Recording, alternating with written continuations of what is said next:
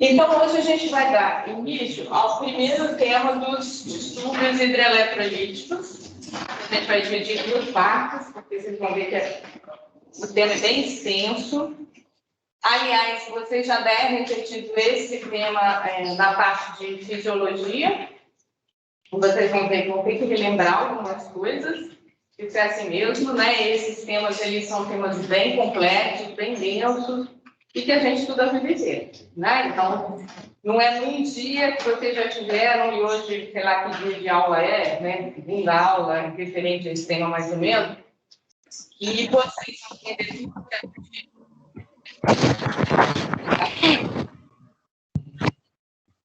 São temas que a gente tem que estudar o tempo todo, sempre há uma coisa nova, sempre há uma coisa que a gente não entendeu bem, naquela primeira vez a gente estudou e agora a gente está entendendo um pouquinho melhor. Mas são temas... que a gente vê com muita frequência nos pacientes, principalmente pacientes internados. A bateria está acabando. Principalmente em pacientes internados. Então, são temas que a gente tem que estudar para a vida toda. Aqui vocês estão me ouvindo bem? Em casa vocês estão me ouvindo bem? Porque eu acho que está acabando a bateria, está toda hora desligando, né? Vocês estão me ouvindo, professora? Se alguém não me ouvir, a gente vê, porque não tinha ninguém embaixo aí. A gente vê como resolver. Então, como eu disse, né, são temas que a gente vai ver nos pacientes o tempo todo, principalmente em pacientes internados. E aí, pelos exemplos, vocês vão ver por quê, que a gente vê o tempo todo. Né? Mas, basicamente, distúrbios hidroeletrolíticos. A gente está falando aí de dois grupos principais de distúrbios. Os distúrbios de volume, onde a gente está falando aí hipo e hipervolemia, e os distúrbios de concentração, né? Então, aí a gente falando em osmolaridade, né? Osmolaridade. Né? Então, os distúrbios também de hiper ou hiposmolaridade. Então, como eu falei, né, é necessário a gente relembrar, vocês relembrarem, a gente também, às vezes, tem que ir lá, relembrar, né, então, noções básicas sobre água, como se distribui a água no nosso organismo, por que tem esse íon está mais presente aqui, nesse compartimento ou naquele. Tá? Então, os fundamentos do nosso metabolismo em geral, para a gente entender o que é patológico, né? Então, sempre a gente compreendendo a fisiopatologia através da fisiologia. Se a gente entende a fisiopatologia, o tratamento fica bem mais claro, bem mais fácil de fazer naquele paciente, né? Quando a gente entende a fisiopatologia. Então, só relembrando, o nosso organismo humano, basicamente água, vocês sabem bem isso também, mas 60% a 70% do nosso organismo é composto de água que está distribuído aí nos diferentes compartimentos, né? Então, a maior parte da água fica no intracelular, tá? Então, isso, vocês também já sabem bem isso. Aí, lembrando aqui que as hemácias também têm um volume importante de água, né? Então, o intracelular é o maior volume de água que a gente tem. E aí, a gente tem um volume intersticial, onde normalmente a gente tem um percentual de água baixo, quando tem a mais, então a gente vai identificar isso. Né? E aí, os edemas que a gente vê de membros inferiores, edema abdominal, né? Demonstrando aí a ascite, edemas do que a gente chama de terceiro espaço, que é anormal. Normalmente são pequenas, vamos dizer, camadinhas de líquido ali, né? Um volume muito insignificante. Quando esse volume está maior, então tem algo acontecendo errado ali. Então, o normal, o habitual, 2/3 de água está no intracelular e apenas 1/3 de água está no volume extracelular. Esse é o habitual do nosso organismo. E esse movimento de água, né, então, tem aí os íons e alguns elementos que fazem com que aconteça esse movimento de água no nosso organismo. Então, a gente sabe que o íon predominante no intracelular, mantendo essa água no intracelular, é o potássio, e o íon predominante no extracelular é o sódio. Sendo que no plasma, né, há uma outra característica importante mantendo essa regulação de água entre os diferentes compartimentos, ou seja, plasma e interstício, né? Então, aqui no plasma e no interstício, para manter esse volume de água adequado, e aí a gente falando aqui, então, principalmente do plasma, né? Então, existem as proteínas. Então, aquela chamada pressão oncótica é a pressão que mantém o volume de água adequado no intravascular. Então, essa pressão de proteína é chamada pressão oncótica. A proteína, ela não transita livremente, né, pelo tamanho dela, entre plasma e interstício. Então, por isso que ela mantém a pressão, ou seja, ela mantém a água e é responsável essa pressão oncótica no intravascular. Então, isso a gente falando do normal, do equilíbrio, né? O sódio, ele consegue, por isso que ele não é o que mantém essa água dentro do vascular, porque ele consegue migrar aqui entre plasma e interstício. Só lembrando, o que mantém essa diferença de concentração iônica, né, entre intracelular e extracelular, fazendo com que haja uma grande concentração de potássio no intracelular e uma grande concentração de sódio no extracelular, é a bomba de sódio e potássio que existe nas membranas celulares, né? Então, uma bomba com transporte ativo que mantém, então, uma grande concentração de sódio no extracelular e uma grande concentração de potássio no intracelular. Então, aí regulando esse movimento de água, tá? Então, isso é importante a gente também guardar. Extracelular tem bastante sódio, né? Em torno de 150 miliequivalentes por litro. A gente vai ver o valor normal no plasma, né? E intracelular, essa mesma proporção de potássio, tá? Então, isso é importante a gente lembrar pelo metabolismo adequado das células e várias funções celulares que ocorrem por conta deste movimento de sódio e potássio. A gente só consegue dosar, o que é outra coisa que a gente tem sempre que lembrar, a gente só consegue dosar o que está no plasma, né? Por enquanto é assim, né? A gente ainda não tem métodos, acho que está todo mundo me ouvindo bem, tá? Em casa também, acho que eu vou deixar isso aqui, não está funcionando adequadamente. E aí eu fico toda hora ligando ali, tá dando um som esquisito. Então, os métodos que a gente tem hoje ainda disponíveis, a gente só consegue dosar o sódio e os eletrólitos do extracelular, do plasma. Então, tudo que a gente está avaliando no paciente de resultado de exame, a gente está avaliando sangue, plasma, ok? Por que isso é importante a gente relembrar? Porque quando a gente tem o resultado do exame, eu estou avaliando aquele compartimento, mas o paciente é um todo. Então, daquilo ali, junto com o que eu estou vendo no meu exame físico, o que eu sei da história do meu paciente, que eu estou colhendo, ou do paciente, ou do familiar, eu tenho que interpretar. E aí, para avaliar aquele sódio baixo neste determinado paciente, é uma análise de sódio que eu posso dizer uma perda verdadeira de sódio, né? Ou aquilo ali é um sódio que no plasma está diluído, porque aquele paciente está bem edemaciado. Então, deu ali um resultado de sódio de 130, que o normal aí então é 145 no sangue, mas esse sódio de 130, ele está baixo porque o paciente está com uma insuficiência cardíaca descompensada. E aí, na verdade, ele não tem uma hiponatremia verdadeira. Ele tem uma hiponatremia dilucional. ele tem um sódio corporal total aumentado. E eu tenho que tratar daquele paciente com insuficiência cardíaca congestiva que tem um sódio baixo no meu resultado de exame, tirando o excesso de sódio de líquido dele. Então, esses paradoxos que vocês vão ter que aprender a diagnosticar e interpretar.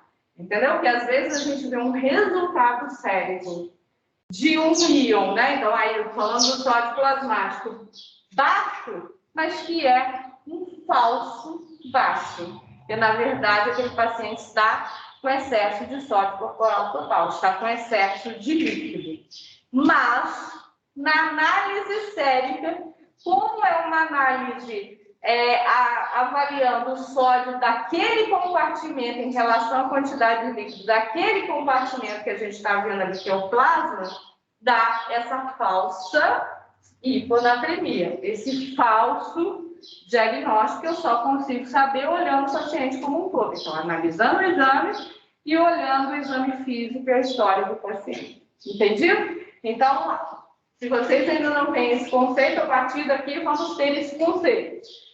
Sódio plasmático, sódio corporal total. Volume intravascular, água corporal total.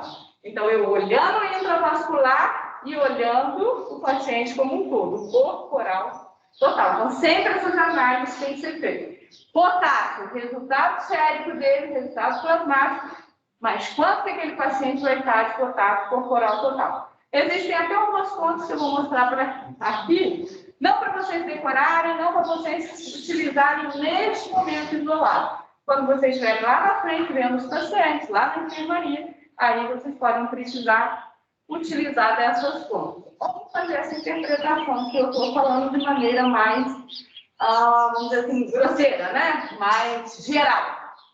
Bom, e aí a gente também, então, tem no plasma, como eu falei, então tudo a gente está olhando no plasma, né? Uma outra análise que a gente tem que fazer em relação aí à osmolaridade. Então, a gente vê nos distúrbios de concentração. Tá? Então, a osmolaridade, de maneira geral, é expressa pelo sódio, a glicose e a ureia. Então, são partículas, né? São elementos osmoticamente ativos. Então, quando há mudanças, né? Então, uma hiperglicemia, está lá com, em vez de estar ali até o 99 de glicose, o paciente está lá com 300, 400, 500, né? Está com diabetes descompensado.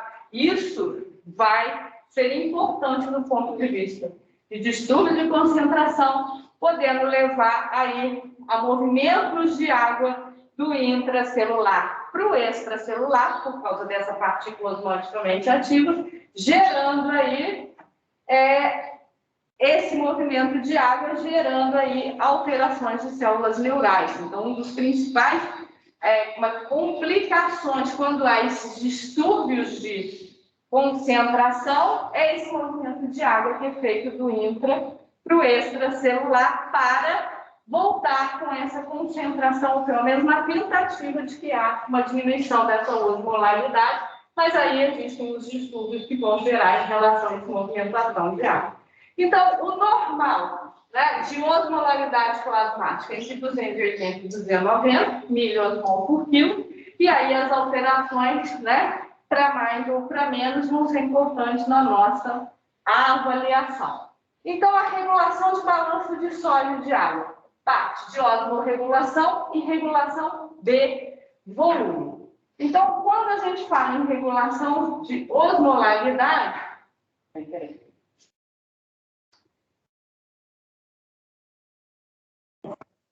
quando a gente fala em regulação de osmolaridade, então vamos tentar avançar um pouquinho mais. Se eu tenho um aumento da osmolaridade, então hoje a gente decidiu fazer um churrasco, o churrasco tem lá bastante salzinho, né? Então vamos comer uma comida um pouquinho mais salgada hoje, tá lá, aquele sal grossozinho. Quando a gente come aquilo, a primeira coisa que acontece com a gente é o quê? Aumento da sede, né? Então, a primeira coisa que vai acontecer é aumento da sede. Para quê? Se eu aumentei a minha osmolaridade, Se eu aumentei a minha osmolaridade, então, ali o mecanismo que é ativado mais rápido é esse, né? Diluir aquilo. Então, a maneira de diluir que a gente tem fisiologicamente é aumentando a ingesta d'água. Então, lá no sistema nervoso central, vamos beber mais água, dá sede. Em paralelo, o que vai acontecer? Aumentou a osmolaridade, reter mais água nesse organismo. Então, lá também, no sistema nervoso central, vamos acionar ali o hormônio antidiurético, vocês já conhecem, né? Já sabem como ele atua, que ele vai lá em túbulos distais do nosso néfron, do nosso rinzinho, né? Para quê? Para diminuir a excreção de água. Então, vai reter água nesse organismo. Então, eu estou acionando dois mecanismos em caso de aumento da osmolaridade sérica. Então, aumentei soluto, aumentei a osmolaridade, aumento a sede, diminuo a excreção de água. Com qual objetivo? Reter a água no nosso organismo, diminuir a osmolaridade plasmática. Esse é o nosso fisiológico. Isso todo mundo percebe quando come uma batata frita salgada, quando come um churrasco, uma coisa mais salgada. A primeira coisa que a gente tem imediatamente depois, sede.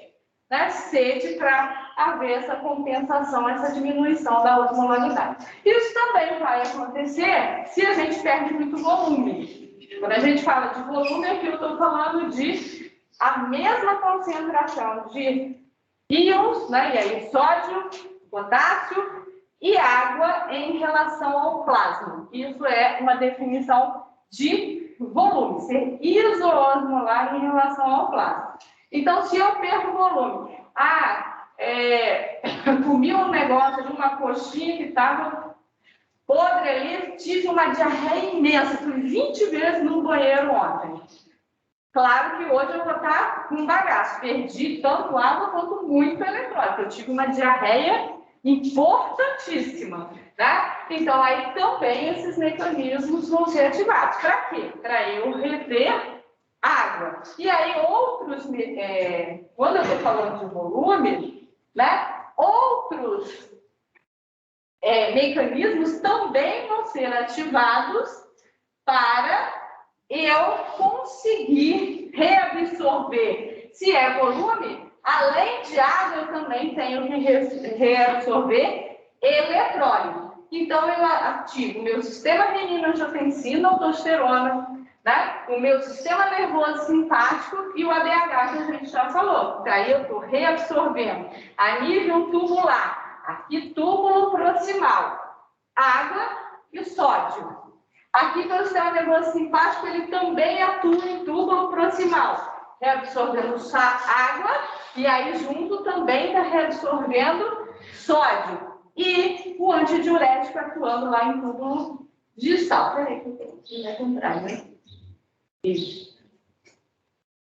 Tá? Então, quando eu tenho depressão de volume, eu estou ativando todos esses sistemas que regulam o volume para... Então, no caso de depressão de volume, para aumentar a reabsorção de sódio e de água nesses diversos níveis, vamos dizer, né? Túbulo proximal, túbulo distal, para reabsorver sódio e água e restaurar esse volume no meu paciente. Ok? Ali a gente viu, ó, agora eu vou voltar um pouquinho mesmo, né? Então, esses aqui reabsorvem sódio e água. Quando eu tenho excesso de volume, porque eu estou falando de regulação, né? Quando eu tenho excesso de volume, eu ativo o fator natriurético atrial ou natriurético cerebral, que vocês também já conhecem. Aí eu quero o contrário, né? Eu estou com excesso de volume, esse fator natriurético é ativado, então numa insuficiência cardíaca, o natriurético atrial, tem também o natriurético cerebral. Numa insuficiência cardíaca, como exemplo, então eu ativo esse fator para quê?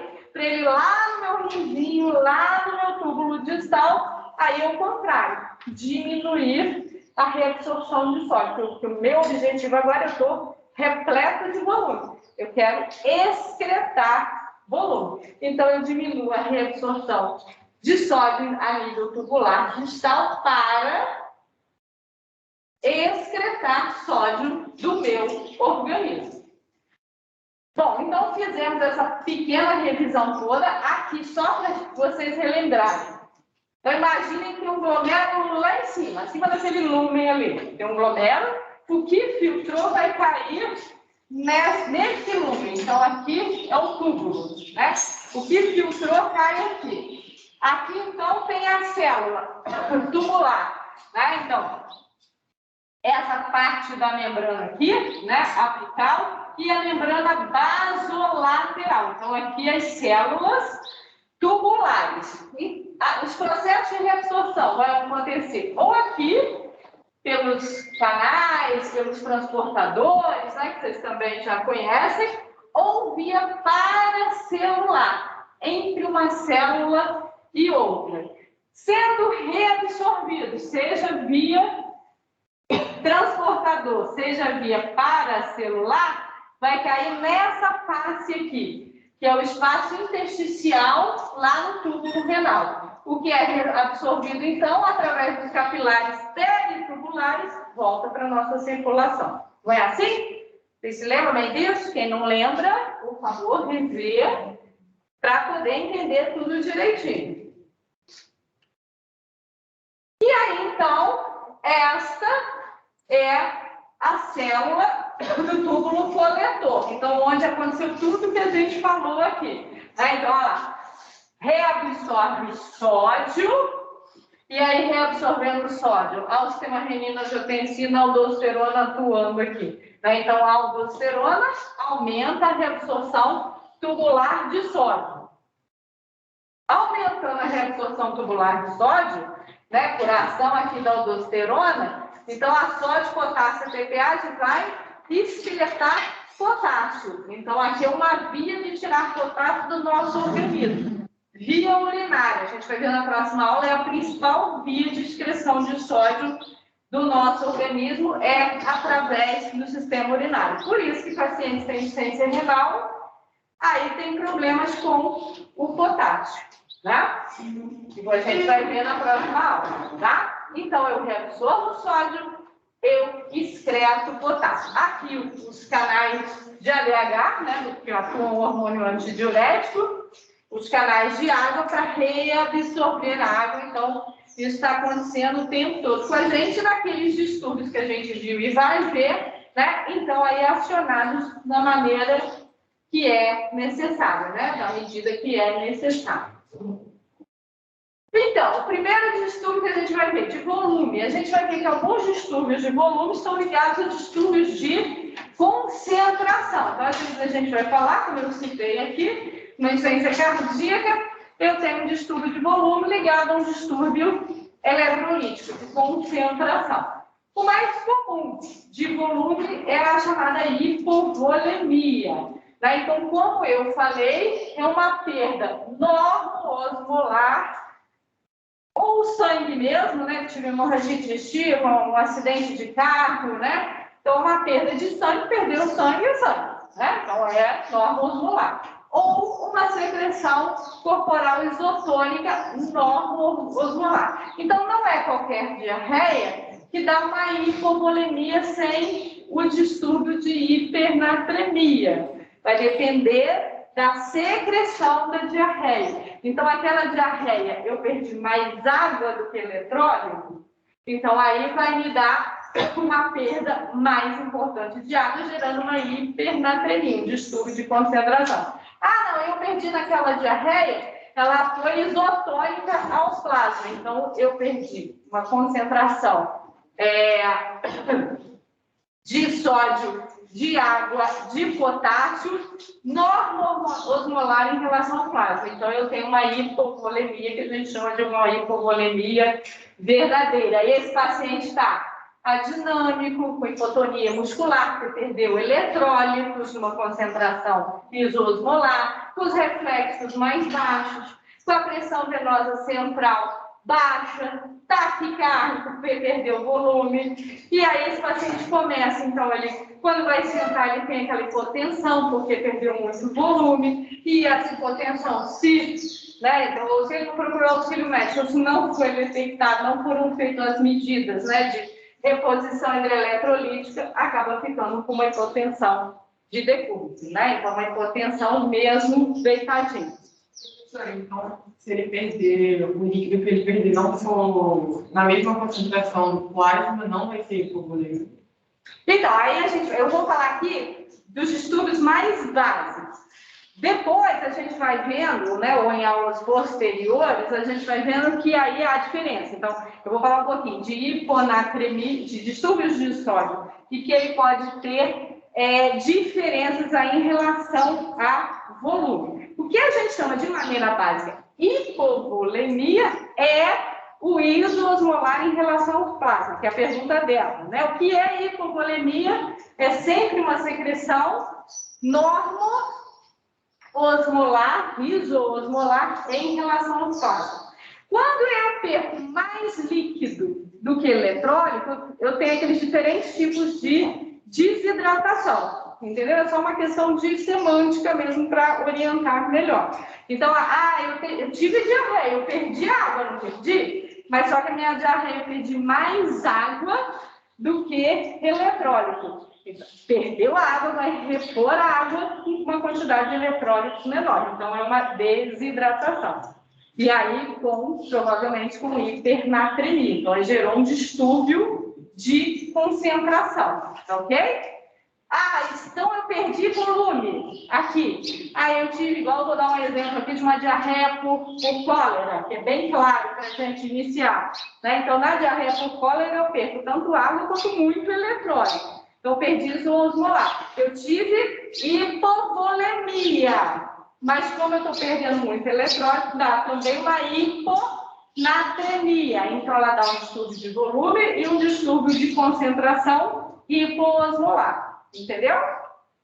Então, vão ser essas diferenças de conceito. Por favor. E aí, então, causas de hipovolemia, mas sempre lembrando, tem que ser uma perda isoosmolar em relação ao plasma, né? Normoosmolar. Então, vômitos. Então, assim, se a gente comer um negócio agora que não fez mal, tô me sentindo mal, não sei o que, vou ali, comer. Um episódio ser uma perda importante. Geralmente eu perco mais água do que eletrólitos quando eu faço um episódio só. Esse vômito aqui, para gerar uma hipovolemia, tem que ser aquele igual uma síndrome de abstinência, né, uma intoxicação grave, que você vomitando ali há 24, 48 horas sem parar. E você começa a perder uma quantidade de líquido e eletrólito isoosmolar ao plasma. Pode falar. Esse negócio de ser isoosmolar é tipo assim, você perde volume, mas a concentração para não muito. Não, esse negócio de isoosmolar em relação ao plasma, que é a pergunta dele, você está perdendo a quantidade de líquido equivalente àquilo que você tem no plasma. É o que você está perdendo. E aí está gerando uma hipovolemia, por quê? Porque aquilo que você perdeu é isoosmolar o que você tem no plasma. Você está perdendo a mesma percentual de água, de eletrólitos que compõe o plasma. Entendeu? Então, lá no plasma vai ficar baixo. A hipovolemia está baixo, tanto água quanto eletrólitos. Por quê? Porque a quantidade que eu perdi, ele seja qualquer dessas causas, diarreia, fístula, né, hemorragia, uso de diurético, é uma perda isoosmolar na mesma concentração de água e eletrólitos em relação ao plasma. Nas proporções, tá? Proporcionalmente em relação ao plasma. Então, qualquer uma dessas causas, né, de diurético, diabetes, então ali numa diurese osmótica, queimadura, né, então perder uma grande superfície da pele, tudo isso pode ser causa de hipovolemia. Não quer dizer que todas essas aqui vão causar obrigatoriamente uma hipovolemia. Vai depender da extensão. Então, na diarreia, eu vou mostrar aqui um exemplo de diarreia, que a gente tem uma hipovolemia verdadeira, e vou mostrar uma diarreia em que a perda em relação ao plasma foi mais de água. Então, não gerou uma hipovolemia, gerou uma desidratação com hipernatremia, entendeu? Que a perda foi mais de água do que de eletrólito, como ela perguntou. Tá ok? Então, quando é uma perda isoosmolar, aí gera uma hipovolemia. Causas de hipervolemia, então, que é outro distúrbio de volume. Eu estou dando isoladamente aqui, depois vocês vão ver que a gente vai fazer uma saladinha de fruta, misturar tudo isso com os distúrbios de concentração, que na maioria das vezes é assim, né? Então, na maioria das vezes, a gente vê, né, estatisticamente, que a hipervolemia é iatrogênica, ou seja, aquele paciente está internado e você deu soro demais para ele, hidratou demais ele. Esse é o mais comum, né, não infusão excessiva de líquidos. Mas é lógico também que tem aqueles pacientes que têm associado alguma deficiência de órgãos, né? Então, ele tem uma insuficiência renal. Então, você hidratou ele e ele, como não está excretando água adequadamente por conta da insuficiência renal, ele fica com excesso de volume, tá? Ou até que você nem hidratou ainda, ele está lá em casa, não sabe que insuficiência renal, só está piorando, aí começa a edema, né? Quando ele chega para procurar auxílio, que ele já está, né, com congestão pulmonar, falta de ar, aí ele vai no pronto-socorro, não estou aguentando mais, não consigo mais respirar. Aí você faz o diagnóstico de insuficiência renal, ele já tem uma hipervolemia, né, um excesso de água corporal total, e aí a gente vai ver distónia associada imensa. Isso pode acontecer também, que é comum na insuficiência cardíaca, né, uma das principais causas de hipervolemia é a insuficiência cardíaca descompensada e também uma insuficiência hepática. Então, aqui um pouquinho diferente os mecanismos fisiopatológicos, mas todos eles gerando um excesso de volume. Então, ele pode acontecer, né, por essas causas, ou ele está lá internadinho, a gente está dando volume para ele, você ainda não identificou que ele tem uma insuficiência, ou até aquele momento ele estava ali compensado, você só errou um pouquinho a mão, e aí fez um excesso de volume mesmo, uma hipervolemia no paciente. Acontece com frequência. Não por mal, não que ninguém queira, né, fazer isso no paciente, mas como esses pacientes são muito... O limite ali é muito sutil, às vezes você fazendo um pouquinho mais, aí já leva a uma hipervolemia. Então, isso é um cuidado que a gente tem que ter, né, principalmente no CTI, que a tendência no CTI é dar volume. E aí encharca, acaba exagerando, encharcando os pacientes, né? Porque também os métodos ainda... no dia a dia ainda não são tão precisos. A gente tem uma PVC, às vezes tem uma pressão de capilar pulmonar, mas nem todo lugar você tem isso. Às vezes não são tão precisos e aí a gente acaba levando o paciente a uma hipervolemia. Então vamos ver esse casinho aqui, só para a gente já começar a pensar e ilustrar e vocês ficarem mais no dia a dia. Então, um homem de 28 anos, internado, porque está lá todo inchado, né? Então, em anasático. Então, ele até então começou um mês, que ele notou que a face estava inchando, né? Então, o rosto, ele acordava com um edema facial, e depois ele viu que isso foi evoluindo. Então, primeiro foi só no rosto, depois ele foi notando que ele começou a inchar as pernas, e aí até que o abdômen estava muito inchado. Então, ele viu que estava só piorando, né? Há 30 dias só piorando esse edema, então ele resolveu procurar auxílio médico. 28 anos, não tinha nada na história patológica pregressa e nem inicial que se esclarecesse o porquê dessa anasáfia. No exame físico, uma frequência cardíaca normal, uma pressão normal de 120/70, a anasáfia, né? A ausculta cardíaca normal, então a gente já está, né? Esse edema é por insuficiência cardíaca, é por insuficiência hepática, não tinha nada ali de hepatosplenomegalia. A única coisa que ele tinha no exame físico, além da anasáfia, era umas feridinhas infectadas nas pernas. E aí foram colhidos alguns exames de sangue e de urina que foram detectados, então, um sódio de 125 miliequivalentes por litro, o sódio normal é de 135 a 145 miliequivalentes por litro, então ali tinha um sódio baixo, uma creatinina de 0,9, então para homem a gente viu na aula passada até 1,2, com uma função normal, aparentemente, uma função renal aparentemente normal. O potássio 3,7, potássio normal, a gente vai ver na próxima aula, de 3,5 a 5,5. Fechando aqui a função renal, uma ureia de 20 até 40, né? Então, realmente, aparentemente, uma função renal normal. Uma albumina de 2,5, vocês sabem que o normal de albumina é acima de 3,5 gramas por cento. O colesterol, que todo mundo sempre sabe o valor normal, né? Até 200, 550. Então, o que ele tinha ali no sangue? Um sódio baixo, um potássio normal, no limite inferior e mais normal, uma albumina baixa, um colesterol alto. Então, isso é o que ele tem ali, né, no exame de sangue dele. No exame de urina, então, o exame de urina comum, EAS, proteinúria 3 cruzes, foi dosado sódio urinário, baixo, sódio urinário geralmente é acima de 20 mEq por litro. Sódio urinário a gente tem que pedir, tá? Não vem no EAS, não. Então, foi como estavam fazendo uma avaliação, aqui eu já joguei um item. Sódio urinário baixo, ou seja, não vou falar ou seja, não, vocês têm que falar, né?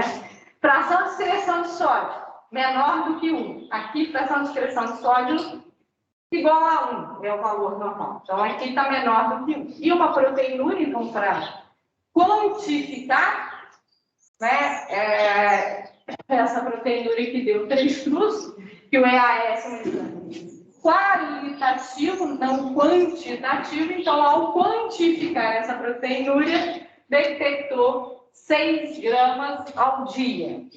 Qual que é o normal de proteinúria? 150 a 300 miligramas ao dia. Então, ele aqui tem, em vez de 300 miligramas, né, ele tem 6.000 miligramas, ou seja, 20 vezes, né, o valor normal. Uma proteinúria importante. Então, o que esse paciente apresenta? Paciente de 28 anos, com edema, era o que ele tinha, né? Era queixa e era o que o exame físico demonstrou. Edema e umas feridinhas na pele. Que esses exames aqui de maneira geral. O que esse paciente apresenta? Em relação ao distúrbio de sódio e de água, que é o que a gente tem que ver agora. O que esse paciente apresenta?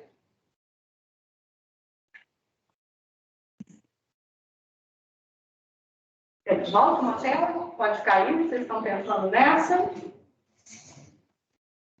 Agora é para acordar, né? O que vocês acham? Esse sódio, vamos começar a prolongar. Ele está excretando pouco sódio? Ele está excretando pouco sódio, é uma dica aqui, né? Tem um sódio urinário baixo, uma fração de excreção de sódio baixa. Então, o que está chegando, então, meu glomérulo está funcionando, olha lá. Está filtrando, 0,9 de creatinina, 20 de ureia, função renal normal, já dei essa dica. O que caiu ali foi filtrado, caiu no túbulo.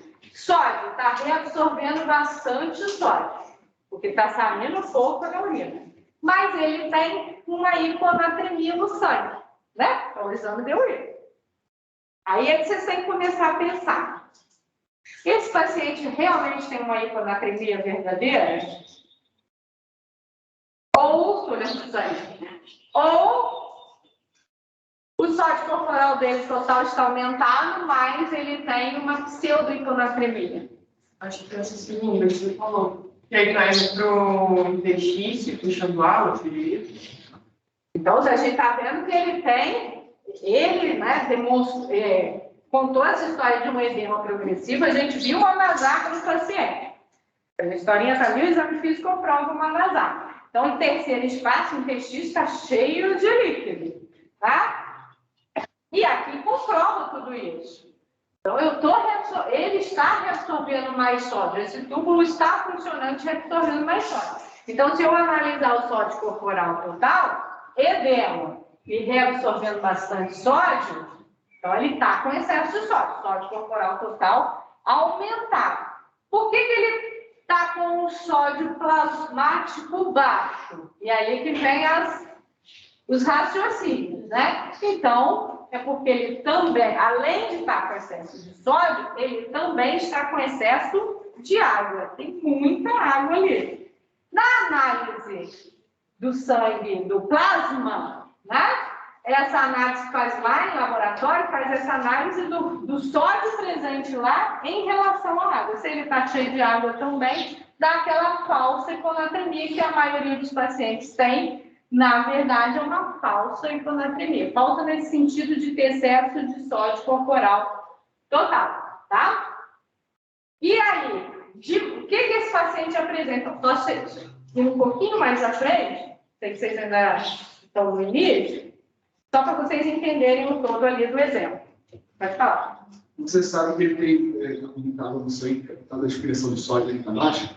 Eu sei que ele está com muita água. Devido à expressão de sódio está baixa? Eu sei que ele está com muita água porque está com mais água.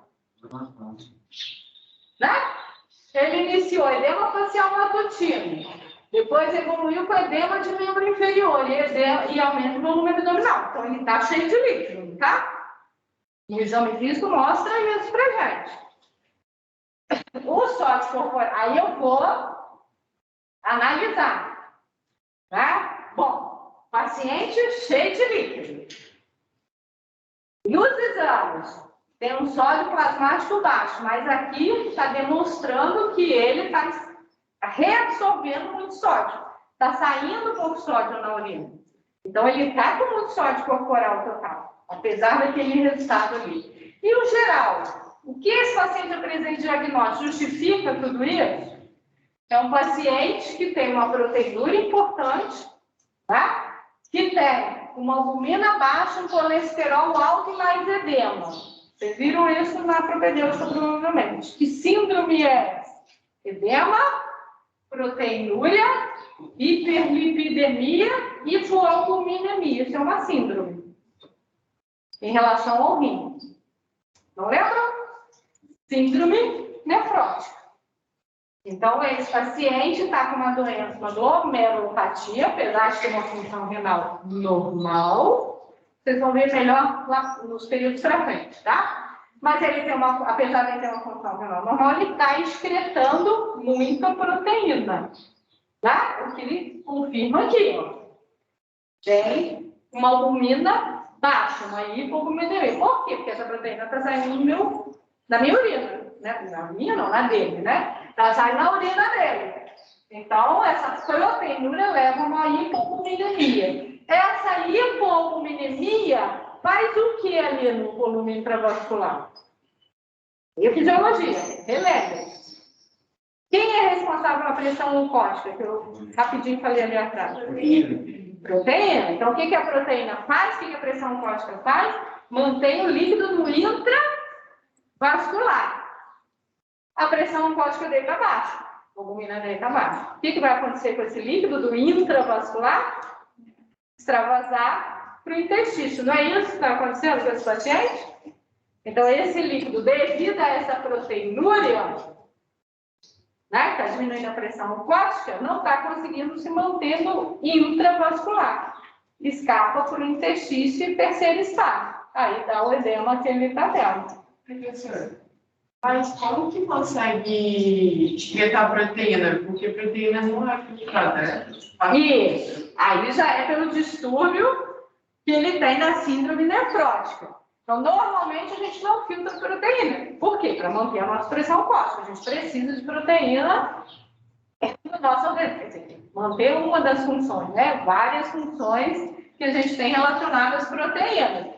E aí, uma delas é manter a pressão leucótica. Quando há um problema, e aí, neste caso aqui, uma glomerulopatia, há uma lesão ali da superfície de filtração, da membrana basal glomerular. Esse tipo de lesão que ele tem, existem várias, mas neste caso aqui, há uma alteração ali do poro, tanto pode ser no tamanho quanto na carga elétrica, gerando então a proteinúria. Então, pela lesão que ele tem, está perdendo proteína.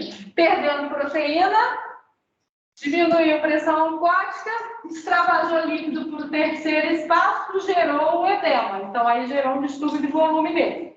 Aí, vamos lembrar lá, se for líquido para o terceiro espaço, eu tenho pouco líquido no intravascular, esse pouco líquido vai chegar no meu rim no intravascular, né? Não é o que o rim também está vendo? Está dentro do vaso. O que o rim vai interpretar? Tem pouco volume no vaso. O que vai acontecer lá no rim? O que ele vai acionar, já que tem pouco volume no vaso?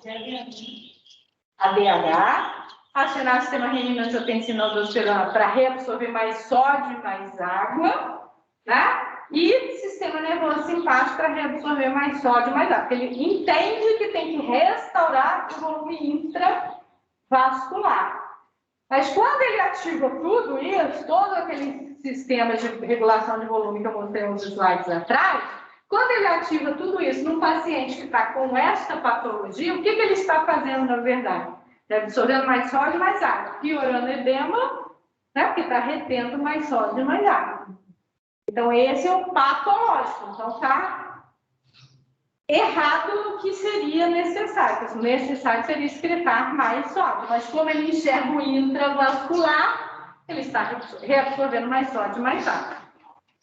Por que está lá o plasmático baixo? Porque o que a gente está dosando é dentro do plasma. Dentro do plasma, a proporção de água e de sódio está mais água em relação ao sódio. Então, dá aquela hiponatremia ali, que é na verdade, uma hiponatremia gestacional. Ok? Você falou que tem que excretar sódio, né? Você falou que tem que excretar o sódio, né? Seria o certo nessa situação. Sim, né? Porque como está com excesso de sódio corporal total, o que a gente gostaria de tirar sódio do organismo, não é? Desse jeito. Aí se ele excretasse sódio, ele ia excretar água também, automaticamente ou não? Depende aí de que mecanismo, quando a gente está falando ali do fator natriurético atrial, que ele inibe a reabsorção de sódio, também excreta água. O natriurético está excretando sódio e água. Aqui nesse paciente, apesar do sódio baixo, o que vocês acham mais indicado para tratar? Então, é um paciente que está edemaciado, com proteinúria. Como é que eu trato esse distúrbio?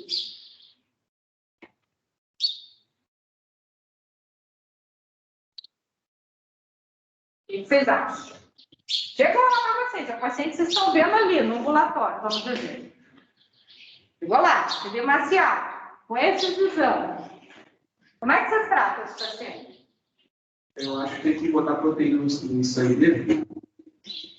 Pode ser, aí existem umas indicações de se fazer ou não proteína. Por quê? Por que existem algumas indicações? A gente só trata em níveis mais extremos. Primeiro, quando você não está conseguindo compensar o volume desse paciente e quando ela está abaixo de 2. Por quê? Porque a proteína, o problema é no glomérulo. Quando você injeta a proteína, a albumina humana, o glomérulo continua lesado ali. Então, se você fizer só isso, ela vai entrar aqui no sangue e vai sair lá. Entendeu? Então, por isso que existem indicações. Se o raciocínio não está errado. Só que antes a gente tem que tomar outras medidas, que antigamente fazia isso. Chegou lá com isso aqui, lá, algumas décadas atrás, injetava logo a albumina no sangue do paciente. E aí viu que não resolvia de maneira efetiva, porque o problema no glomérulo continuava saindo, não tinha uma boa resposta. Qual que é o tratamento inicial, então? Vou dar mais água para ele? Não, é porque tipo, você falou que chegaria no glomérulo e aí identificar que tem, tipo, ia liberar DH porque tem pouca... Ah, entendi seu raciocínio. Entendi. Mas não é assim que funciona. Assim, tá bom o raciocínio. O que ele tem de excesso? Não. Líquido. Mas o que corresponde a esse líquido? É só água. O que ele tem mais de excesso? Volume. O que é volume? Além de água. Sódio, não é? A gente não viu aqui que ele ativou a regulação de volume, e aí absorve muito sódio e água, então ele não tem excesso de sódio e água. Então, lembrando, vocês têm que pensar em sódio corporal total nesses casos que tem edema, tá? Se eu tenho excesso de sódio e de água, o que eu dou para esse paciente de medicamento? Primeiro, eu vou restringir líquido. Ao contrário, eu vou restringir para tentar diminuir a quantidade de líquido desse paciente, tá? Então, primeira coisa, restrição hídrica, restrição de sal da alimentação. E de medicamento, retirar sódio e água deste corpo, deste organismo. Como que eu tiro sódio e água deste organismo? Acho que vocês ainda não tiveram, mas devem ter agora, diurético, tá? Então, eu vou dar um diurético, natriurético para esse paciente. Normalmente, esses pacientes, a gente usa o quê? A furosemida, que é um diurético de alça, inibindo a reabsorção de sódio em alça de Henle, para aí diminuir também a reabsorção de água a nível tubular. Aí vai inibir os canais de ADH, inibindo mecanismos de contracorrente. E aí sai só de água nessa urina desse paciente. Tá ok? Então, neste caso aqui, ou de casos similares desse paciente, da mesma forma a gente trataria uma insuficiência cardíaca descompensada, ou uma insuficiência hepática descompensada, com edema nessa mesma apresentação aqui, similar. Alguém ia perguntar alguma coisa? Eu ia perguntar o nome do remédio. Diurético, eu falei? Furosemida, diurético de alça. De alça de Henle. Acho que vocês vão ter ainda diurético vai se mexer, né? Se vocês tiverem, vocês vão associando. É um natriurético isso aí que você falou? É um natriurético. O que chama natriurético? Está tirando sódio, né? Natriurético. E aí, a água vai junto. Tirando sódio e água, um natriurético. Entendi. Tá? Ok? No início é um pouquinho, não se assustem não, mas é que vocês têm que começar a forçar, pensar, tá? A raciocinar. Então, não fiquem assustados hoje. É assim mesmo que a gente, com todo mundo é assim. A gente fica assustado no início, depois a gente vai estudando, vai aprendendo e vai tirando as dúvidas. Fala. Esse caso é acontecido de novo, não? Esse caso, fala com a autoridade máxima, a gente fica mais surdo. De novo, não? Porque ainda ia ter a lesão, né? Então, aí isso é a primeira parte, né? Eu só falei da parte do distúrbio hidroeletrolítico. Então, primeiro a gente vai compensar o paciente que está muito edemaciado. Então, é o tratamento inicial da síndrome nefrótica. Restrição à hidrossalina e tratamento diurético. Ele está com a pressão boa, não vamos fazer antipertensivo, né? A gente viu lá que é 12%, eu acho. Então, não vai fazer antipertensivo. Aí a gente vai passar para a segunda fase, investigar que glomerulopatia é essa. Provavelmente ali é uma glomerulopatia pós-estreptocócica, ele tinha umas feridinhas infectadas, lembra?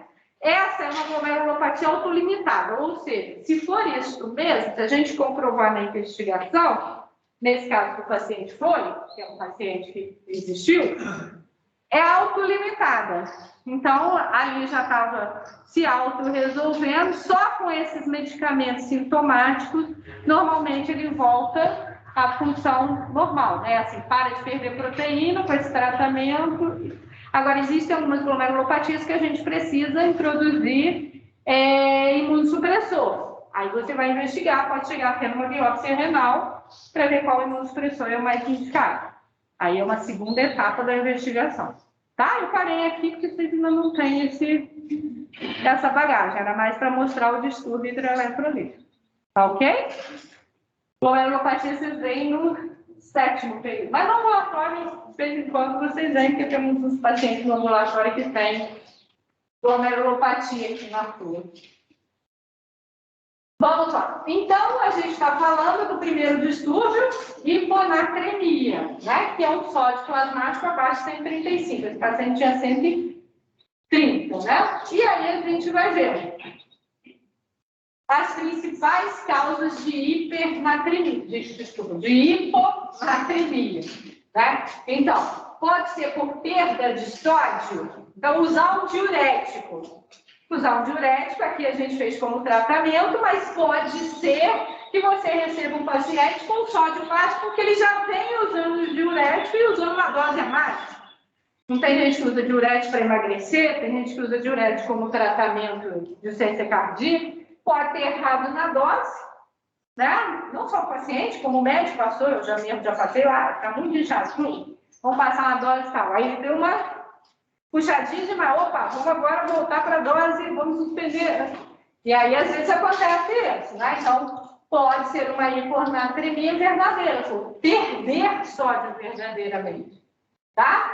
Né? Então, numa diarreia, numa sonda nasogástrica, ou, a maioria das vezes, a hiponatremia é por retenção de água, que foi o exemplo que a gente viu na síndrome nefrótica, retendo sódio e água, mas como a proporção de retenção de água foi maior do que a retenção de sódio, gerou ali no exame laboratorial uma hiponatremia por retenção de água. Assim pode acontecer no paciente cirrótico, né? Olha, esse paciente com essa ascite. Então, também é comum no cirrótico uma hiponatremia dilucional. Tá? Vou usar esse termo, que eu acho que esse termo é mais fácil de vocês entenderem. Alguns autores não gostam muito desse termo. Então, tem artigo que vocês vão ver dilucional e tem artigo que vocês não vão ver. Mas eu acho que é fácil da gente entender quando a gente fala de hiponatremia, entender o dilucional. E assim como lá, uma insuficiência cardíaca. Então, essas são as principais causas de hiponatremia nos pacientes no dia a dia. Insuficiência cardíaca congestiva, cirrose descompensada, insuficiência hepática descompensada e glomerulopatias, ou insuficiência renal avançada, né? Então, a gente vê uma hiponatremia, mas que, na verdade, está associada a edema. Esse paciente, então, tem, na verdade, um excesso de sódio corporal total. Então, você tem que avaliar para avaliar o tratamento correto.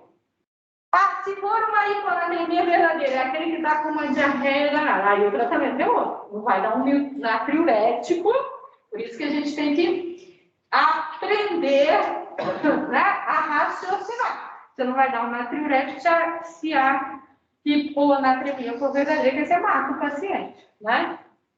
Então, a gente tem as perdas verdadeiras de sódio, a retenção de água, que é a causa mais comum, e tem a falsa hiponatremia mesmo. Por quê? Porque quando há uma hiperglicemia ou uma hiperlipidemia, pode acontecer de haver uma falsa leitura do aparelho. Então, também aí a gente tem que ver. O paciente só tem mesmo, não tem nada, não tem edema nenhum. Então, por isso que eu falei que o exame físico e a história vão ser importantes nessa nossa conclusão diagnóstica, né? Então, não é aquele igual estava ali o nosso paciente com hipervolemia. Ele tinha um lipídio alto? Tinha, ele tinha um colesterol alto da síndrome nefrótica, mas ele também tinha um edema. Então, aquela hiponatremia era uma hiponatremia dilucional, ao contrário dessa aqui. Essa aqui é falsa mesmo. Está tudo ok com o sódio do paciente. O que houve é uma falha na dosagem lá no laboratório, ok? Essa é a menos comum, mas pode acontecer.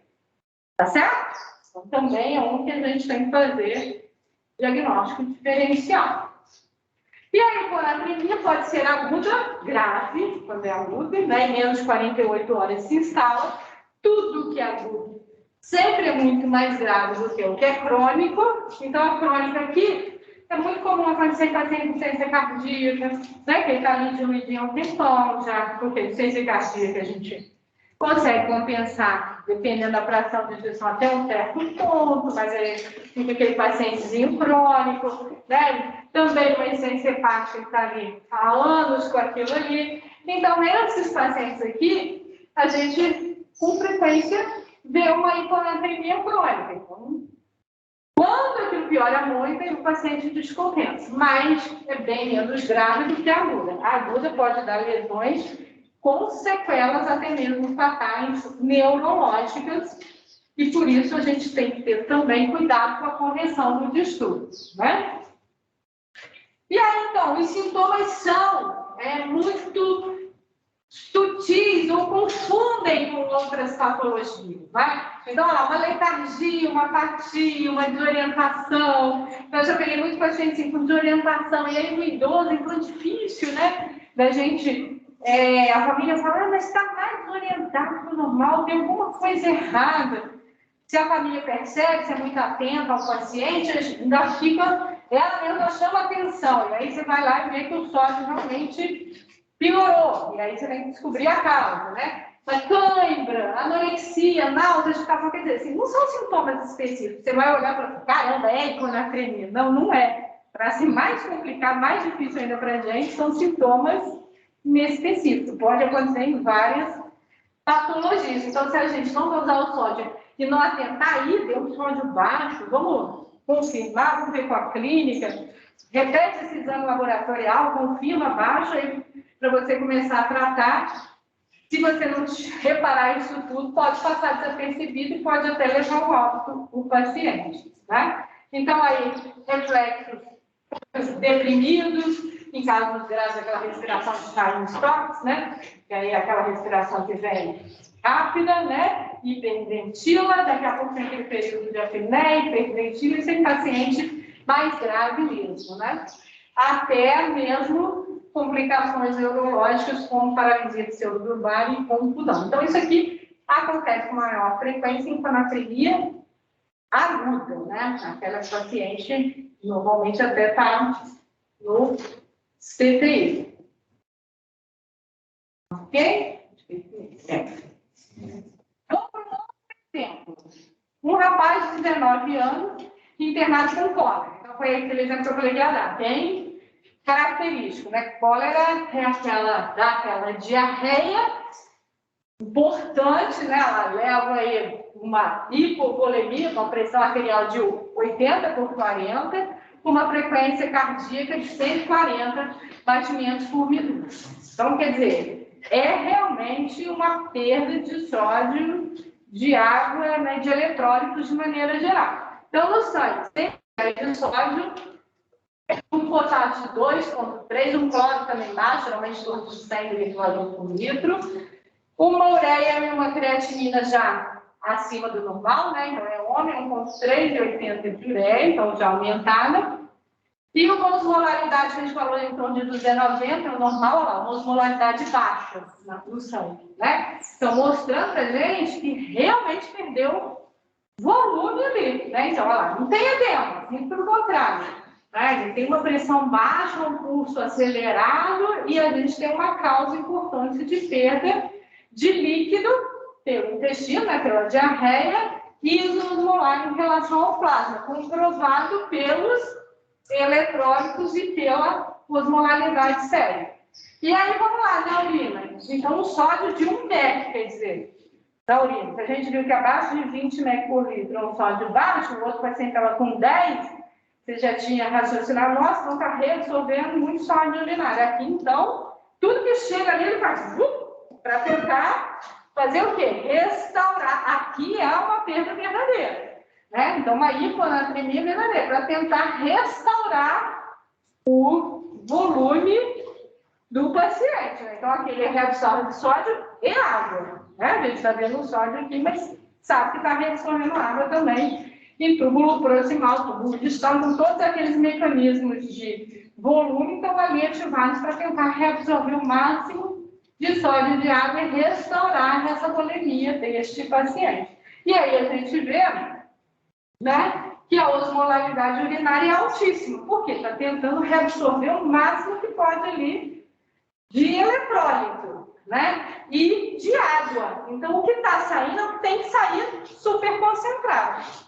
Então, tem que sair as toxinas que dá uma osmolaridade, que a ureia dá uma osmolaridade, né? Mas está saindo muito concentrado, porque está tentando reabsorver o máximo possível para restaurar esse volume circulante efetivo. Ok? Viu como os dois exemplos são completamente, em dois extremos, né? Diferentes e a análise do mesmo sódio ali.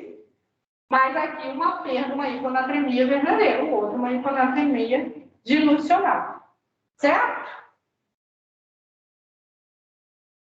Eu acho que eu já tenho. Respondi a maioria, né? Então, qual é a causa da hiponatremia? Então, ali, a perda pela diarreia osmótica, né? Diarreia osmolar em relação ao plasma. Está reabsorvendo muito sódio urinado para tentar restaurar esse volume circulante efetivo. E aí, aqui, qual é o tratamento indicado? O outro lá a gente deu diurético. Esse aqui, qual é? O que a gente faz aqui nesse caso? Soro. Muito soro com eletrólitos, né? Então, com sódio, com potássio, vocês vão aprender a fazer tudo isso direitinho. Então, aqui é o soro fisiológico, é o ringer lactato, e ainda vou colocar mais sódio, né? Pode perguntar. Esse caso aí, isosmolar, você está falando. Isso, perda isosmolar, perda, né? Tá. Pelo exame lá, pelo resultado, eu não tenho como saber disso, que é isosmolar ou não? Não, aí é o conjunto, não tem como eu saber porque tem o dilucional, né? Então, não tem como eu saber ali, abaixo, é isso que você quer me perguntar? Abaixo de tanto de sódio, com certeza é isosmolar? Não, não tem como eu saber. Aqui, como é um exemplo bem radical para vocês terem uma visualização, né? Então, eu vou ter esse paciente com uma carga com sódio muito baixo, sendo uma diarreia por cólera, então um exemplo bem claro. Mas, normalmente, a gente vai ter uma diarreia, um sódio tipo aquele logo ali, 130, o que realmente gera fator de confusão. É a maioria das vezes dos casos. O que eu vou ver a diferença? Esse aqui não tem edema. Um paciente com uma diarreia, ele não tem edema, né? Então, aí eu tenho que pensar se aquela hiponatremia não é realmente verdadeira. Se não tem edema. Quando tem edema, eu vou... minha raciocínio é se eu tenho edema, eu tenho excesso de líquido e de sódio. Vão ser raras as exceções que vão fugir disso. Tá?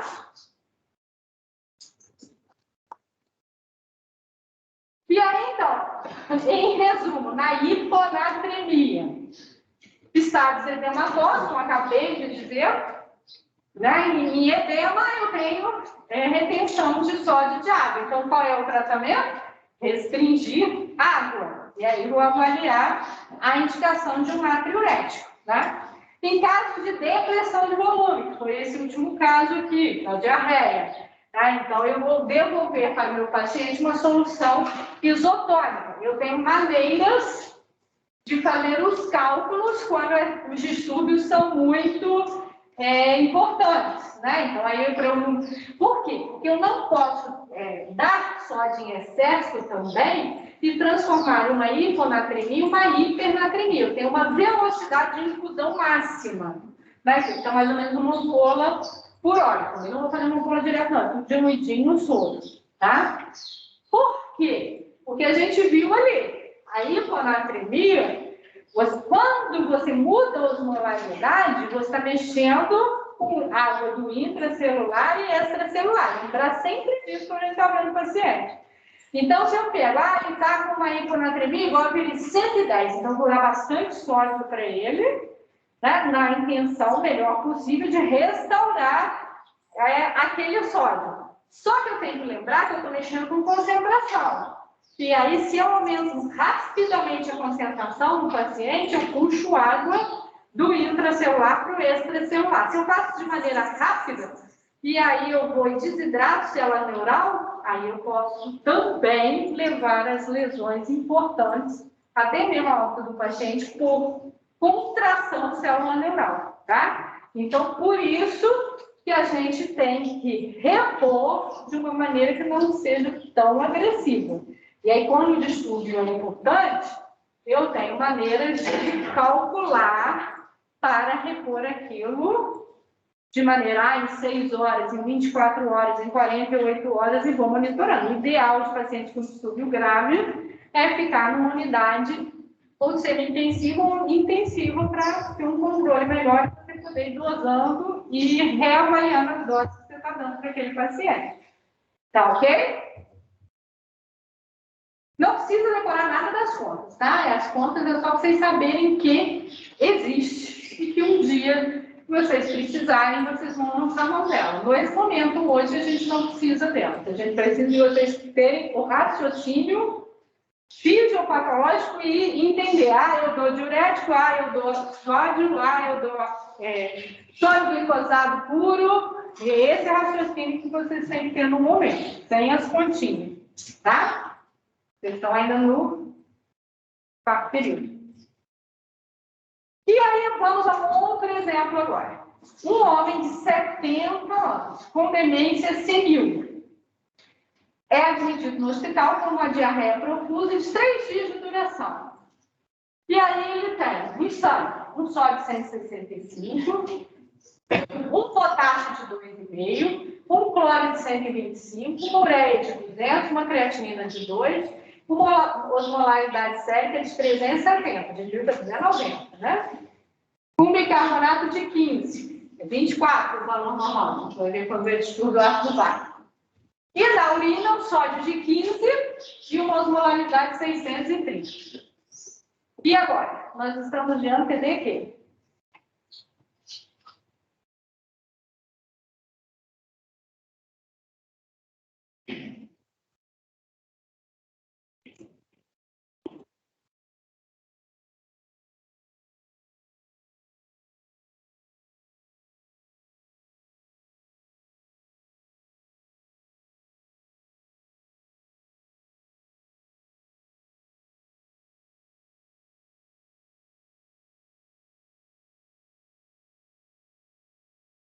Que foi a máscara cansa?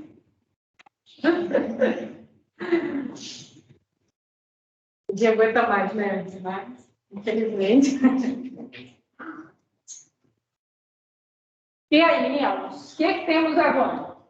Esse sódio que eu falei que, então, normal é 135% até 145%, agora a gente tem um sódio de 165%. E aí, deixa eu voltar aqui. Uma pessoa de 70 anos com demência, diarreia 3 dias, com esse resultado laboratorial. Estamos frente aqui agora em relação ao distúrbio de sódio e de água. Então, primeira coisa, diarreia. Que tipo de diarreia é, então, em relação ao plasma? Hiperosmolar, normoosmolar, isoosmolar. A diarreia. Fala alto? Um falou hipo ou um falou isso? A diarreia Está eliminando mais do que a gente chama. Ela está eliminando mais água em relação ao sangue do que eletrólito. Tanto que deu um sódio aqui alto, né? Então, estou perdendo mais água em relação ao plasma do que eletrólito. Ok? Então tá. Então, uma diarreia hipoosmolar em relação ao plasma. Aí, um outro fator aqui que associa, que a gente tem sempre que ter em mente em relação ao idoso, é que o idoso vai, com o envelhecimento, o centro da sede também envelhece. Então, vocês reparem isso, não repararam? Que o idoso, ele perde menos água, ele bebe menos água, até a família fala. Então, quem tem, igual eu tenho muito paciente idoso, a família fala, nossa, eu não consigo, ele não quer beber água, ela não quer beber água. Mas isso é do envelhecimento. Aí, olha, mas você tem que ficar dando água para a pessoa, porque o envelhecimento causa uma diminuição do centro da sede. E aí é um perigo. Pode ver que, né, que vocês ouvem lá no jornal, principalmente em países mais secos. Aqui a gente está passando uma secura horrorosa, né, de umidade relativa do ar. Que a gente perde água sem perceber, né, sem ter a sede, e aí vocês ouvem nem falar. Criança e idoso morrem com maior facilidade, tanto de diarreia quanto de desidratação. Por isso, porque ele não acessa, né? A criança que não tem ainda aquilo, ou maturado ou não tem, não pede, né? Como é? Bebê não pede água, né? A criança é pequena. Então, isso faz com que os distúrbios fiquem mais graves e mais importantes nesses extremos. O idoso, importantíssimo nesse extremo de idade aí, né? Por conta da senilidade, ainda ele tem uma demência, quer dizer, acesso mais restrito ainda ao pedir água, né, ao beber a água, e aí piora quando tem um distúrbio hidroeletrolítico dessa monta, tá? Então, primeira coisa, perdeu bastante água em relação à eletrólito. Perdeu eletrólito também? Perdeu, mas não perdeu, mas perdeu mais água em relação ao eletrólito. E aí a gente percebe aqui uma osmolaridade alta, né, bem alta. E já gerando até um grau de disfunção renal. Então, perdeu tanta água que já está chegando menos volume efetivo naquele rim. Está levando aí provavelmente uma insuficiência renal aguda. Tá, vamos ver a próxima pergunta. Por que o sódio urinário é baixo, mesmo ele tendo uma hipernatremia? Aqui, ó, 15. Por quê? Vocês acham? Vocês já até me responderam alguma coisa, mas eu vou fazer. Professor, Oi. o corpo está tentando perder menos líquido. E aí está tentando corrigir isso. E aí, assim, a forma tem um sódio também. Exatamente. Então, o que ele falou aqui? Então, por que o sódio urinário é baixo, apesar da hipernatremia? Então, vou traduzir de uma forma até um pouquinho mais, né? Por quê? Porque ele tem também perda de sódio, só que é uma perda mais de água do que sódio, correto? A gente vê que ele perdeu o outro eletrólito ali. E aí o rim responde ativando aqueles mecanismos hipovolêmicos. Vou reabsorver mais água. Quando ele ativa aqueles mecanismos hipovolêmicos, ele está reabsorvendo tanto mais água quanto mais sódio. Então, por isso, um sódio baixo na urina, correto? E aí, como que ele deve ser tratado?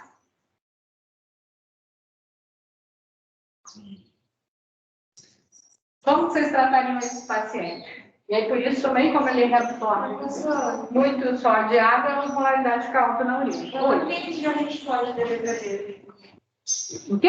Eu não entendi por que o sódio da urina é baixo dentro da regenerativa. Porque quando ele ativa os mecanismos de regulação de volume para reabsorver água, ele também está reabsorvendo sódio. Se está reabsorvendo sódio, vai cair menos sódio na urina. E aí a gente confirma isso, que a osmolaridade urinária está alta, está reabsorvendo bastante água, né? Bastante volume ali, tá? E aí, como é que eu trato? Seria meio que hidratando ele com alguma solução com muito assim, solvente e pouco soluto. Exatamente. Então, a gente tem que hidratar ele com mais água. A gente não pode dar água direto, senão a gente não dá hemólise, né? Então, qual que é? Ou, se for oral, aí sim é água. Mas se for venoso, no caso dele aqui tem que ser uma hidratação venosa, né? Então, tem que ser uma hidratação com soro glicosado, que aí só tem a molécula osmoticamente ativa para não ficar água livre, né? Então, este é um soro glicosado, tá? Alguns casos, dependendo da quantidade de sódio, pode, né, em vez de soro fisiológico, um sorinho um pouquinho mais diluído em sódio, também pode. Depende da quantidade do sódio plasmático do paciente, tá? Mas o soro glicosado seria o ideal neste caso aqui. Que é isso que você faz, chega lá no socorro, entra no sorinho, né? No caso, glicosado. Então, hipernatremia, não sódio plasmático maior que 146, que aí tem várias causas também, né? Então, como a gente viu lá, a maior parte das hiponatremias são por diluição de água, né? Excesso de água levando a hiponatremia, né? Aqui a gente vai ver que nas hipernatremias, a maior parte dos casos de hipernatremia por perda de água. Então, perdendo mais água em relação a sódio, levando aí a hipernatremia. Então, aí tem as perdas insensíveis, né? Febre,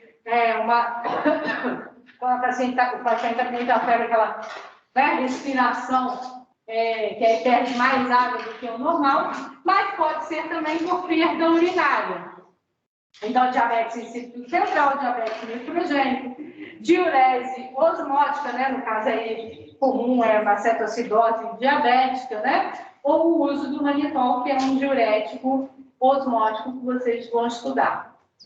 Perdas gastrointestinais, como a gente viu nesse paciente. Aí, ó, defeito hipotalâmico no centro da sede, que esse paciente também tinha, né, para associar. E raras, às vezes, as iatrogênicas, né? Então, uma hipernatremia por excesso de soro com sódio, né, com excesso de sódio ou bicarbonato de sódio. Esse é mais difícil de acontecer, tá? Mas pode ser causa também, a gente não pode esquecer. Então, aqui também a hipernatremia pode ser sintomática, né, levar sinais e sintomas que também não são muito claros. As principais manifestações são agitação, letargia e irritação. Então, vocês veem que também não é claríssimo, mas você vai olhar para o sintoma, opa, é hipernatremia, já vamos tratar. Não, é um pouco complicado de chegar ao diagnóstico, né? E aí, você pode ter a disfunção do sistema nervoso central por desidratação das células neurais. E como eu falei, a contração pode levar a contração de célula cerebral, que pode lacerar, levar a hemorragia e aí até mesmo a óbito, né? Como eu disse, lá na hiponatremia, a hipernatremia aguda é mais grave do que a crônica, né? Então, as crônicas têm uma evolução mais benigna, mesma coisa lá na hiponatremia, tá? Então, sempre o agudo a gente tem que diagnosticar rápido e tratar rápido. E aí, como vocês já falaram aqui, neste caso de hipernatremia, então, qual é a causa da hipernatremia? A maioria das vezes é déficit de água, né? 90%. Então, ingestão de água por via oral, ou no caso venoso, o soro tem sempre que ter ali algum soluto, né? E aí, neste caso, glicosada 5%, que é só para ter uma pequena osmolaridade para não levar embora. Tá? Então, aqui a gente tem basicamente água no soro glicosado. Você pode calcular o déficit de água, tem aqui a fórmula, às vezes é necessário a gente calcular, não vai poder decorar fórmula nenhuma, tá? Então, só para vocês saberem que existe, precisa usar, tá, a fórmula à nossa disposição. E aí, a mesma coisa, a gente também não pode pegar um sódio de 165 e de tarde o paciente está com 140 de sódio, chegar ao normal. Não pode, a gente mata o velhinho também, né? Então, se não matou de não tratar, matou de tratar. Então, a redução também tem que ser gradual pelo mesmo efeito em células neurais cerebrais, não pode transformar um distúrbio em outro, né? Então, nem hiponatremia e hipernatremia é o contrário. Eu pegar uma hipernatremia, reduzir rapidamente, que vão fazer laceração cerebral, tá? E aí, assim, de maneira geral, é lógico que medicina não é igual matemática. Aquele sinalzinho de igual ali é a maioria das vezes. Vou botar até um asterisco aqui embaixo, né? Igual a maioria das vezes. Mas a maioria das hiponatremias, o que a gente encontra no paciente é excesso de água. Então, sempre, se eu olhar o exame primeiro que é errado, por isso que a gente fala, né? Lá na semiologia, na propedêutica, não fala? Sempre a história do exame físico e depois olhar o exame. E é o que vocês não fazem no ambulatório. Todo mundo chega no ambulatório, o paciente pega e vem trazer o exame. Aí todo mundo quer logo ver o exame. E nem fez a história, nem examinou. Por quê? Porque aí, nesse passo, né, correto, a gente erra menos, né? Então, a maioria das vezes, uma hiponatremia é excesso de água. É uma glomerulopatia, uma insuficiência renal, uma insuficiência cardíaca, uma insuficiência hepática. Mas, às vezes, eu tenho uma hiponatremia porque o paciente teve uma diarreia importante, né? Porque ele usou diurético em excesso. Então, aí é a verdadeira. Né? Então, aí, nesses casos, não vai ser aquele primeiro que tem ali. Vai ser uma hiponatremia verdadeira que não vai ter excesso de água, vai ser déficit de água. Tá? Mas, a maioria das vezes, a maior parte dos casos, a hiponatremia, você tem excesso de água. Então, distúrbio de concentração associado a distúrbio de volume. Então, ali, lado a lado, na maioria das vezes. As hipernatremias, na maioria das vezes, são associadas a déficit de água. Ok? Quando eu vejo excesso de sódio no meu paciente, normalmente eu tenho edema. Então, aquele paciente tem excesso de sódio corporal total, como foi o exemplo lá da glomerulopatia, ele tinha um edema importante. Eu olhei edema no paciente, opa, excesso de sódio corporal total. Tá? Então, assim eu vou fazer o raciocínio. Saúde. E aí, déficit de sódio normalmente está associada à depressão de volume. Esse é o habitual do distúrbio hidroeletrolítico. Só lembrando que pode ter as exceções, né? A medicina tem as pequenas no sentido de aquele que saiu da curva ali, né? As pequenas exceções é para aquele paciente que a exceção é caso de vida ou morte, né? Ok? Para hoje é isso. Como acabou certinho, na sessão daqui a 10 minutos. Na próxima aula, semana que vem é um feriado, né? Na próxima aula, a gente vai ver os distúrbios de potássio. E também vão, em alguns casos, vocês viram aqui que alguns pacientes têm distúrbio de potássio, estão associados a distúrbio de sódio e de água. Tá ok? Essas são as principais referências. Depois a gente tem também, que eu botei aqui, o up-to-date, né? Tá ok? Foram bem na prova? Não? Quem falou não, Zé?